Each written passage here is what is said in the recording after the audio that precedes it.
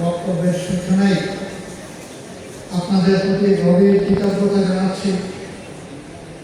রাত কিছুটা তো হয়েই গেছে, আপনারা আমাদের দাওয়াতে সাড়া দিয়েছেন, দীর্ঘক্ষণ ধরে বক্তব্য শুনছেন। আমার মতো একজন দুর্বল মানুষের বক্তব্য শোনার জন্য এখনো আপনারা অপেক্ষমান আছেন। আমি আমার নিজের তরফ থেকে, প্রিয় সংগঠনের পক্ষ থেকে আপনাদেরকে আন্তরিক কৃতজ্ঞতা জ্ঞাপন করছি। আমার বক্তব্যের সূচনায় দীর্ঘ 15.5 বছর পর বাংলাদেশের মানুষকে আল্লাহ তাআলা যাদের ত্যাগ আন্দোলন এবং বিপ্লবের ফসল হিসাবে আজকে স্বস্তি উপহার দিয়েছেন, আমি সেই মাওলার প্রতি কৃতজ্ঞতা আদায় করার পাশাপাশি সেই সমস্ত বীর সন্তানদের প্রতি আমি কৃতজ্ঞতা জ্ঞাপন করছি, যারা জালেমের বুলেটে বিদ্ধ হয়ে দুনিয়া থেকে বিদায় নিয়েছেন, যারা আহত হয়েছেন, বিভিন্নভাবে যারা ক্ষতিগ্রস্ত হয়েছেন, বিদায় যারা নিয়েছেন। আল্লাহ রাব্বুল আলামিন ইমানের সাথে যারা বিদায় নিলেন তাদের সকলকে আল্লাহ শহীদ হিসাবে কবুল করুন।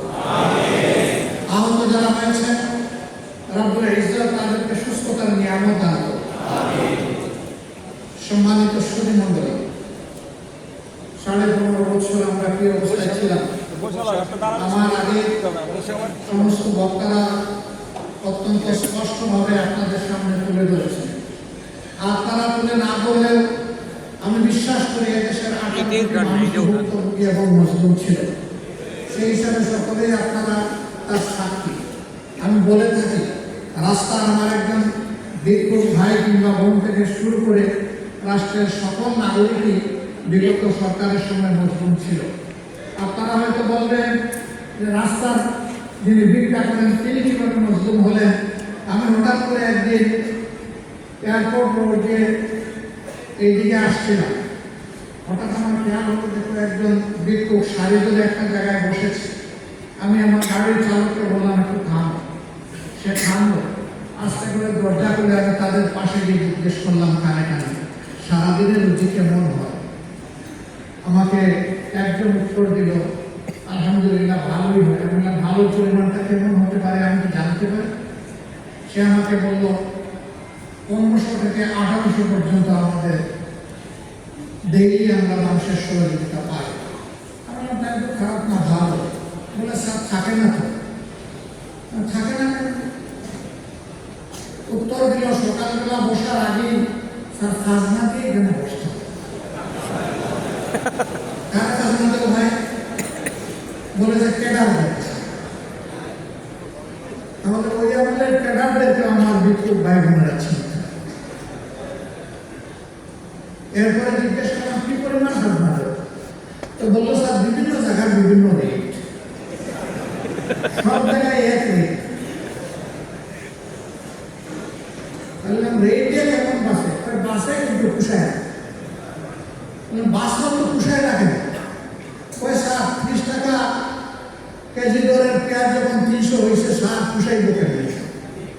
বলছিল 10 টাকায় চাউল দিলে স্যার এখন 80 টাকায় পাই না, পুষাইব কেন? এখন আমি আর ভয় পাইলাম যে আর তালিকা কোনটা বাড়াবে আল্লাহ জানে। আমি একটু সামনে হাতে তুলে দিয়ে বললাম যে ভাই তোমার জন্য অনেক দোয়া, কষ্ট নিও না, আমি একটু জিজ্ঞেস করে তোমার সময় নষ্ট করেছি, আসসালাম বলে আমি গাড়িতে উঠে গেলাম। সম্মানিত ভাইয়েরা, বোঝা গেল যে রাস্তার বিক্ষোভ কিভাবে মজলুম ছিল। এইভাবে সেই সরকারের ঘনিষ্ঠ সহচর এক সময় বলেছিলেন ঘরে থাকলে কোন বাইরে গেলে ভুল, এবং তিনিও বলেছিলেন এই সরকার কিভাবে ক্ষমতায় আসছে ভুলে গেলে চলবে না, জনগণের বুঝে আসে না, ভিন্নভাবে আসে। এখন আমরা শুনি কেউ কেউ বলে যে আওয়ামী লীগ ছাড়া এই নির্বাচন কি ক্রেডিবল হবে? আমি জিজ্ঞাসা করতে চাই, আওয়ামী লীগ নির্বাচন কখন চেয়েছে? 14 সালে 154 আসনে বিনা প্রতিদ্বন্দ্বিতায় পাস, কত পাস? প্রাইভেট কারে গোল। 18 সালে ধৈর্য ধরতে পারে নাই, দিনের বেলা পর্যন্ত অপেক্ষা করতে পারে নাই, রাতেই খালাস।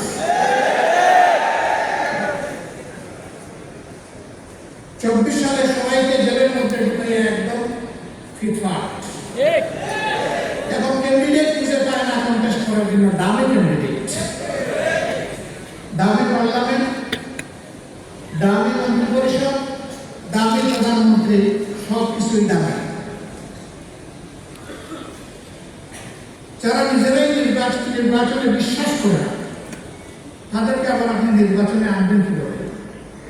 তারা তো নির্বাচন চাইলে তাদের আমলেই নির্বাচন দিতে পারছে, তাদের তো জনগণের উপর একটা আস্থা না, এই জন্য নির্বাচন দিতে সাহস করে না। আর সাহস করবে কিভাবে? সমাজের কারে বাকি রাখছে, কার উপরে জোর করে না। 13 সালের ঘটনাগুলো আপনাদের সবার স্মরণ আছে। যেমন ইসলামের কথা আমার ভাইয়েরা বলে গেছে, আমি আর দ্বিতীয়বার বলতে যাচ্ছি না, আপনাদের ধৈর্যের বিস্ফৃতি ঘটবে এই আশঙ্কায়। 13 সালের 5ই মে সাতটা চত্বরে হেফাজতে ইসলামের ডাকে দেশের লক্ষ লক্ষ মানুষ এসেছিল শেখ হাসিনার গদি দখল করতে এসেছে। তারা কয়েক দফা ন্যায্য দাবিতে এখানে এসেছিলেন। তাদের সাথে কি আচরণ করা হয়েছে? এর রাষ্ট্রশক্তি তাদেরই মন্ত্রী ডক্টর আব্দুল রাজ্জাক। এই স্বৈরাচারের পতনের মাত্র 4 দিন আগে সে বলেছে, মনে ভুলে যাবেন না শাপলা চত্বর রাত 12টার পরে এভাবে উপবাস করে বলে নাই, কি সাফ করেছিল? কোরআনের হাফিজদেরকে, হাদিসের মুহাদ্দিসদেরকে, কোরআনের মুফাসসিরকে, মুদাররিসকে, এতিম শিশুদেরকে যারা নির্বিচারে গুলি করে রাতের বেলা হত্যা করেছিল, তাদের ভাষায় এটা ছিল সাফ। কতজন বুনিয়াদকে হত্যা করা হয়েছে আজও জাতি জানতে পারলো না, জানতে দেওয়া হলো না। তার আগে তাদের অপকর্ম আমরা লক্ষ্য করেছি। ক্ষমতায় বসার মাত্র 2 মাস হয় নাই, 2009 সালের 10 জানুয়ারি তারা ক্ষমতায় বসেছিল। আজ 26 এবং 27 ফেব্রুয়ারি পিলখানায় তারা এরকম আরেকটা সাফ করেছে। 57 জন চৌকস দেশপ্রেমিক অফিসারকে তারা নির্মমভাবে হত্যা করেছিল। তাদের পরিবারের মহিলা সদস্যদের ইজ্জত লুণ্ঠন করেছিল। ইজ্জত লুণ্ঠন করার পরে তাদেরকে হত্যা করেছিল। হত্যা করার পরে তাদেরকে ড্রেনে ভাসিয়ে দিয়েছিল। অপকর্ম ঢাকার জন্য এবং খুনিদেরকে আড়াল করার জন্য 1.5 ঘন্টার জন্য সারা এলাকার বাতি নিভিয়ে দেওয়া হয়েছিল। এয়ারপোর্টে একটা এয়ারক্রাফট রেডি ছিল। এর জবাবে জাতিকে পেতে হবে ইনশাআল্লাহ। সম্মানিত সুধীমণ্ডলী, কেন সেনাবাহিনীর উপরে তো রাগ কেন? কারণ আমাদের সেনাবাহিনী দেশপ্রেমিক। আমাদের সেনাবাহিনীর লড়ে যাওয়ার ঐতিহ্য আছে। দেশের ক্রান্তিকালে তারা ঝাঁপায় পড়ে। এবারকার বন্যায় আমরা তাদের সেই কর্মগুলো দেখেছি। এরকম একটা সেনাবাহিনী সবাই সহ্য করতে পারবে না। একটা প্রবাদ আছে, বাঘ গরম হলে মেহমানের জন্য সুবিধা, কিন্তু বিড়ালের জন্য অসুবিধা। গরম ভাতে বিড়াল মন খারাপ।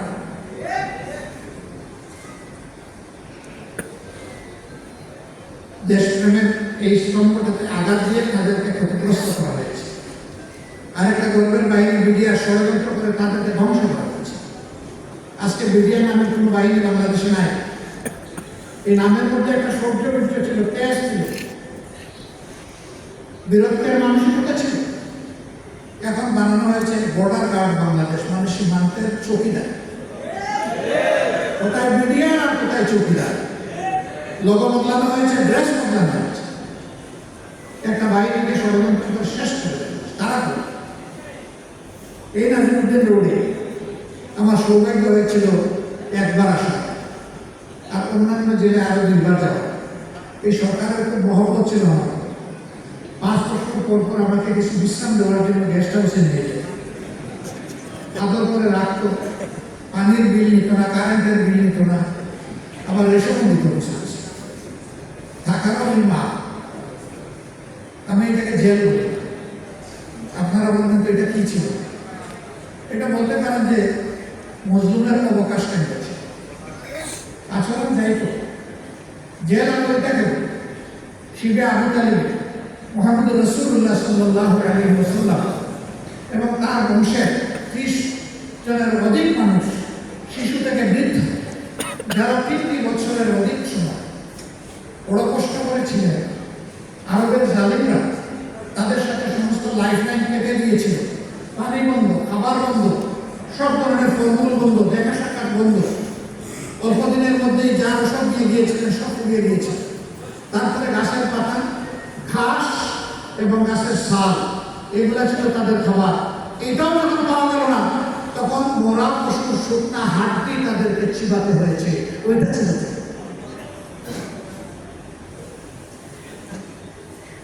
যে মুমিনদের সামনে ওই জেল আছে, এই মুমিনরা দুনিয়ার এই পাতলা জেলকে কোনো পাত্তাই নেই। সম্মানিত ভাই বন্ধু, কিন্তু দুঃখের বিষয় আমি বলছিলাম যে হেফাজতে সেই ঘটনার পর অসংখ্য আলেমকে গ্রেফতার করা হয়েছে, মিথ্যা মামলা দেওয়া হয়েছে, উদ্দেশ্যমূলক হয়রানিমূলক মামলায় তাদের কাউকে কাউকে মৃত্যুর দিকে ঠেলে দেওয়া হয়েছে। আবার 22 সালে একটি ঘটনা হলো, অসংখ্য আলেমকে জেলে নেওয়া। সৌভাগ্যক্রমে আমিও তাদের জেলের সাথী হয়ে বিভিন্ন সময় যখন আদালতে তাদেরকে হাজির করা হতো, তখন চোখের পানি ধরে রাখতে পারতাম না। বিজ্ঞ প্রাজ্ঞ বয়স্ক আলেমদের পায়ে বেড়ি হাতে পড়ে। একদিন আমি একজন এসকর্টের পুলিশকে ডেকে বলেছিলাম, ভাই এদিকে আসো, ওই যে ভদ্রলোকের পায়ে বেড়ি আর হাতে পড়া, ওইটা খুলে এনে একটা আমার পায়ে আর আমার হাতে দেয়। কেন বলছে? আমি বললাম যে কোরআন হাদিসের উস্তাদ, তিনি হাজার উস্তাদের উস্তাদ, হাজার সাগরিদের উস্তাদ, তালাবার উস্তাদ। তিনি ইমামুল হাইয়া ও মাইয়া, তাদের কথায় আমরা মেম্বর থেকে শুনি, চোখের পানি ফেলি, তাদের কথায় মানুষের দিলে আসা হয়।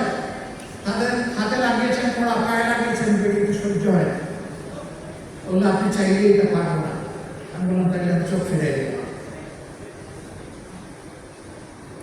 এক জেল থেকে আরেক জেলে এইভাবে বেড়ি দিয়ে পড়া দিয়ে তাদেরকে টানাটানি করা হয়েছে, তাদেরকে নিকৃষ্ট আচরণ করা হয়েছে, তাদের কাউকে ডিভিশন দেওয়া হয়নি। অথচ এবিসিডি তাদের দলের চোর ডাকাত খুনি এদেরকে আমি ডিভিশন দিতে দেখেছি। ওলামায়ে কেরামের প্রতি সামান্য ইজ্জত প্রদর্শন করা হয়। অথচ দুর্ভাগ্যের বিষয় আমাদের একটি রিয়াকশন এরকম একটা মানুষকে কৌমি জননী বানায় ফেলে। আমরা রাখি ব্যক্তিগত মতলব হাসিলের জন্য সেই দিন নিঃসন্দেহে খুশামত করা হয়েছে। আমরা ওলামায়ে কেরামকে অভিনন্দন জানাই, শুকরিয়া জানাই, শ্রদ্ধা জানাই। ওই দিনকার ডাকে দেশের বিশিষ্ট ওলামায়ে কেরাম হাজির হননি। বহু চেষ্টা করা হয়েছে তাদেরকে হাজির করা, না, তারা না বলে দিয়েছে। সাফ কাজ যা ইচ্ছা তাই করো, যাবো না বিষয়। 2 জনকে বলতে হবে অস্ত্রের মুখে ধরে এনে হাজির করেছে। আর ওই রকম যারা কমিশন বানিয়েছেন তারা হয়তো তাদের সাগরদেরকে নিয়ে যাবে। আফসোস, আল্লাহ কোরআন, রাসূলের কিতাবুল্লাহ, সুন্নতে রাসূলুল্লাহ লেখাপড়া করে মানুষ কিভাবে এভাবে নিজের বিবেককে ছাপা দিতে পারে।